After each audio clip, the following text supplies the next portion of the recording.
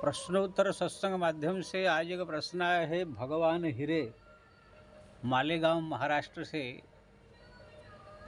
उनका प्रश्न है कि महाराज काल सर्प युग और नाग बलि का जो ये उपाय करने से क्या प्रारब्ध कर्म मिट सकता है? देखिए जी, ये सब नाग बलि काल सर्प युग जितने सब उपाय है, ये सब जिसका मन भगवान में लगा नहीं है, जो नाम जप में रुचि नहीं है, वो सब के लिए तरह तरह के उपाय सब तरह तरह उपाय से करते हैं। जैसे कहा गया है, अगर गो हत्या कर दिया जाए, हो गया, तो 6 महीने के लिए घर से बाहर निकल के भिक्षाम देही गो हत्यारा हूँ भिक्षाम देही ऐसे कहने से वो पाप यहाँ नष्ट हो जाती है। लेकिन अगर राम राम राम राम राम राम कोई जपे तो करोड़ों गो हत्या की पाप जो है नष्ट हो जाती है। स्तेनम सुराप मित्रधुक ब्रह्मा गुरुतल्पगा स्त्रीराज पितृ गोहंता ये च पातकिन परे सर्व पाप प्रणशंति गोविंदानल कीर्तनम। गोहत्या, ब्रह्महत्या, पितृमातृ हत्या से लेकर बड़े बड़े हत्या भी जो है हरिनाम संकीर्तन से नष्ट हो जाती है। तो जिसको हरिनाम में रुचि नहीं है, जिसको जो है जप का ज्ञान नहीं है, वो जाएगा 6 महीना बाहर से निकल के भीख मांगेगा।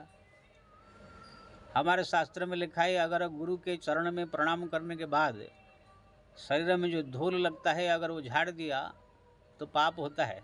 और वो पाप कैसे मिटेगा? तांबे का एक बहुत बड़ा पटरी को लाल लाल गरम करके उसके ऊपर जब दौड़े तब वो पाप नष्ट होगा। तो ये हुआ सामान्य उपाय। लेकिन भगवत नाम अगर कोई जप करे, करोड़ों जो है इस प्रकार गुरु का अपमान का पाप भी नष्ट हो जाता है।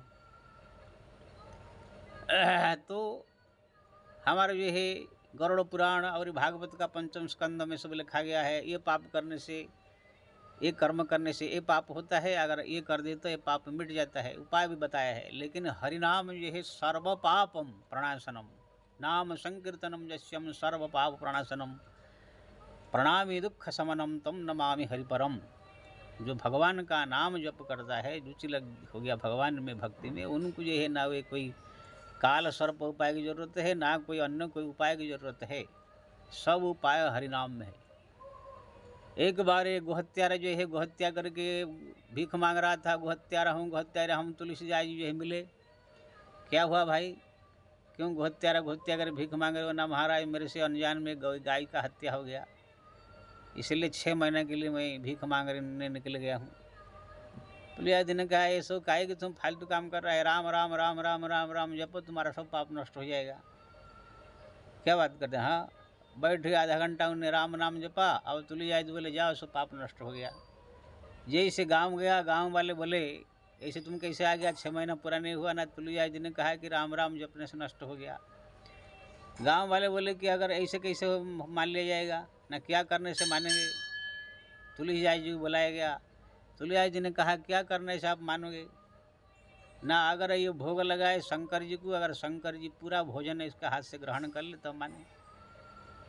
तो भोजन बनाया गया, शंकर जी को जो भोग लगाया उस आदमी ने।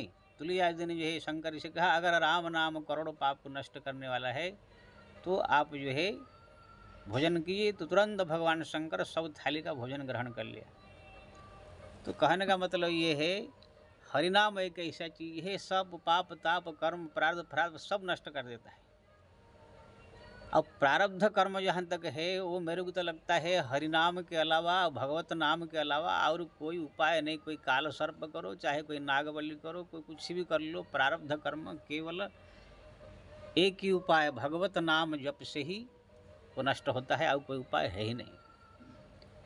हमारे ये है पुराण में कहानी है, गोपीचंद नाम के बंगाल के राजा थे, जो 20 साल उम्र में मरने वाले थे। उनके माँ को जो मालूम पड़ा तो उनने राम नाम रटना चालू कर दिया उनसे, तो आयु अमर है।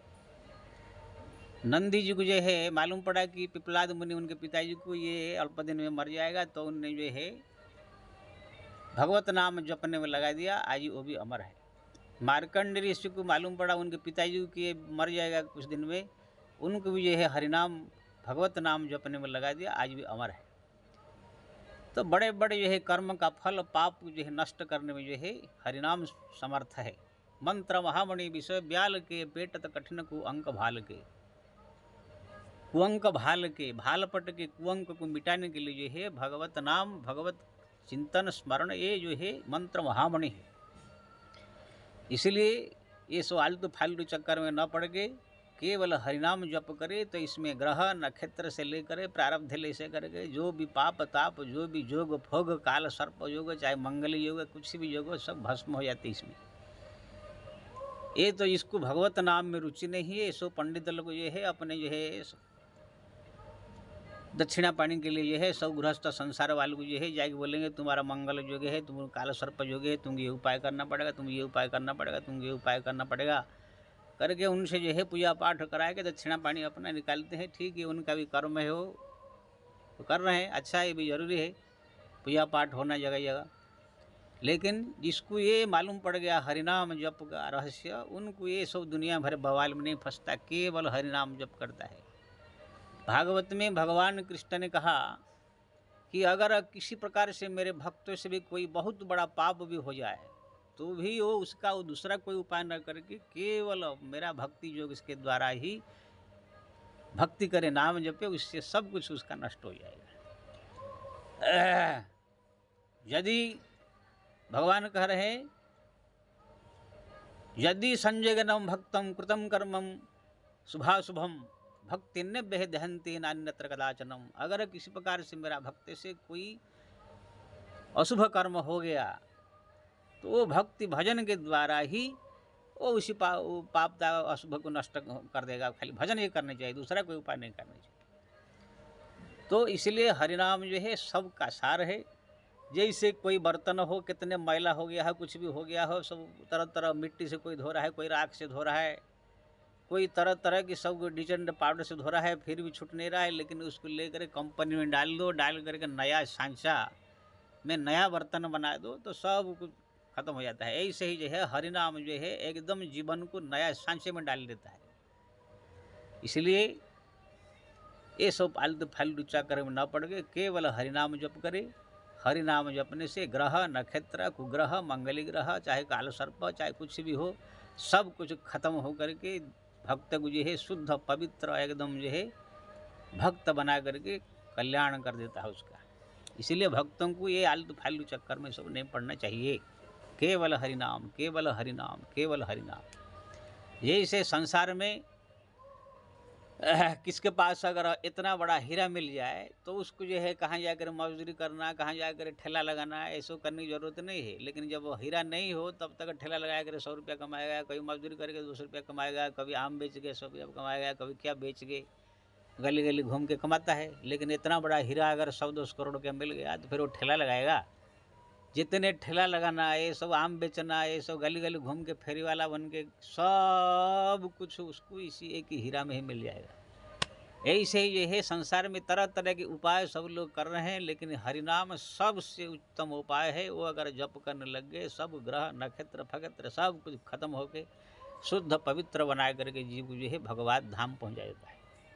समस्त प्रकार संकट निवारण, किस्मत का जितने भी प्रारब्ध का सब खराब खत्म करके शुद्ध बना देता है। इसलिए भक्ति करने वाले को केवल राम नाम जप में लगे। ये सब नागवल्ली या सकाल सर्प आलतू फालतू चक्कर में से पड़ करके समय का बर्बाद न करे। ये सब से कोई प्रारब्ध नष्ट नहीं होने वाला है, ना काल सर्प से ना नागवल्ली से कुछ नहीं, प्रारब्ध नष्ट नहीं होता है।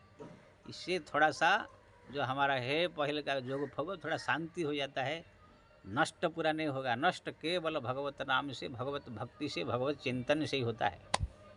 जब भगवान का नाम अनवरत जपा जाए तो नाम के प्रभाव से जो है प्रारब्ध धीरे धीरे कटते कटते कटते कटते अशुभ एकदम शुभ में जो है बदल लेता है।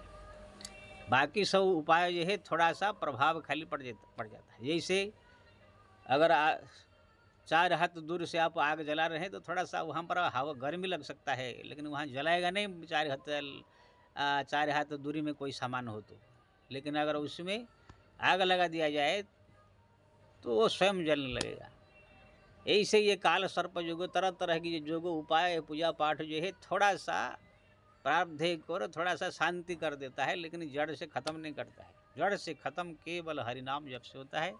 इसीलिए हरिनाम जप के ऊपर ज़्यादा प्रभाव बल लेकर के भक्ति करना चाहिए। जय श्री राम।